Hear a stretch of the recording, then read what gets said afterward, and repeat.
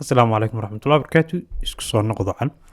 muuqaalka maanta waxaynu ku qaadan doonaa waxa weeyaan waxa loo yaqaano extension ama Chrome extension intaanaan casharadeenii iyo softwareskeennii ku noqon halkan waxaynu ku qaadan doonaa maanta extension ka caawin doona la soo degista sawirada badanka waxaynu aragnay qofku marka uu Google Images tago ee uu doonayo inuu sawir la dego file type-ka aad doonayso mar walba kuma noqonay ama haddii aad PNG doonayso sawir waliba PNG ku noqon maayo marka qaar baa laga yaabaa inuu ka noqdo Aviv ama inuu ka noqdo web image uu ka noqdo marka sidii aad doonayso wax kugu shaqeyn waayo laakiin waxa ku tusi doona maanta extension waxaas oo dhan ka caafin doona oo ah in aad sawirkiisa aad doonayso la degto imko kale hadaan halkan saan idhaahdo aan halkan imko kale ku qoro laptop baan ku qoray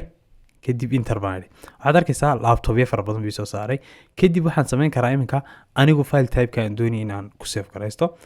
kan baan dul tagayaa waan ku soo furay kadib waxaan doonayaa inaan save gareeyo as a JPEG file type nooc kale ama rabo ama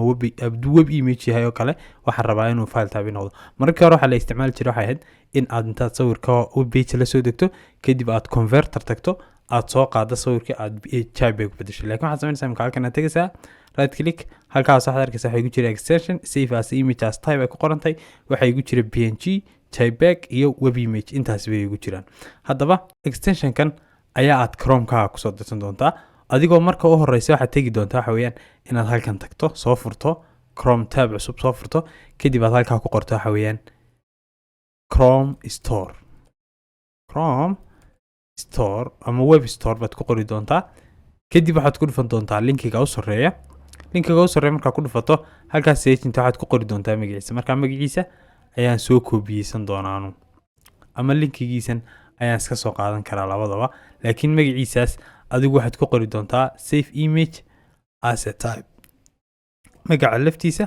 aynu ku baadhno save image as a type kadib enter baan leenahay kadib maxaad arkaysaa waxa kuu soo bixi doona extensions aad u fara badan magaranaysa marka imika inaad ka dhex aad uga soo markaaba hore uga soo saari weydo ayaa laga baa ama markaaba hore kugu soo bixi waayo laakiin waxaan sameyn doonaa inaan linkigan laftiisa aan description-ka ku dhigo marka haddii aad u baahantay intaad video-ga timaado linkiga aad ku dhufanaysaa kadib web store ku toos ku keeni doonaa kadib maxaad sameynaysaa halka imika waxa ku qoran remove from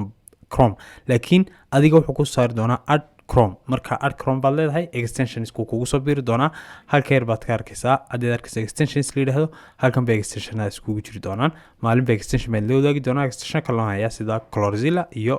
Awesome Screen Recorder oo kale ayaan la wadaagi doonaa iyaga laftooda waxaanu ka dhigi doonaa taxanayaal maalin bay extension bay qaadan doonaa muuqaalka extensionada halkaas maanta inoogu joogaya casharradan halkaas ka wadi doonaa fadlan haddii aad channelka cusub tahay maad hore noola soconin subscribe saar casharkan like saar sii share gareeyo la wadaaga asxaabta aad jeceshahay in ciladan ay xal u helaan iyaguna ay ka faa'iideystaan wassalaamu calaykum waraxmatullaahi wabarakaatuh